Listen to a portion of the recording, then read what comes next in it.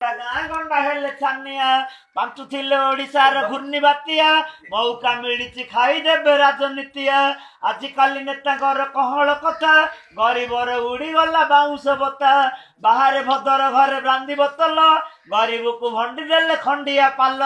ଅଟଳ ବିହାରୀ ଜାହାଜରେ ଘାଇକି ଘାଇ ସରପଞ୍ଚ ମାଗିଆର ଦର୍ଶନ ନାହିଁ ମକା ଚୁନା ଚଣା ତେଲ ଚାଉଳ ପାଲ ରିଲିଫ ବଣ୍ଟା ହଉଛି ଆଣିବ ଚାଲ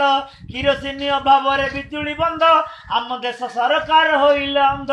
ଭୋଟ ବେଳେ କହିବେ ମଉସା କକା ବନ୍ୟା ବେଳେ କୋଶଳା ନାହିଁ ରେ ଦେଖା ହୋଟେଲରେ ଖାଉଛନ୍ତି ଛେନା ରାବିଡ଼ି ଗରିବର ଭାଙ୍ଗିଗଲା ଭଙ୍ଗା ଝୁପୁଡ଼ି ନେତାମାନେ ଲୁଚେଇଲେ ଲଉଟୁ ବିଡ଼ା ରିଲିଫ ବାଣ୍ଟିଲେ ସଳେ ଚାଉଳ ଚୁଡ଼ା ଆସିଲା ଝଡ଼ ବତାସ ଭାଙ୍ଗିଲା ଘର ଗୀତ ଲେଖିବାକୁ ମତେ ମିଳୁନି ତର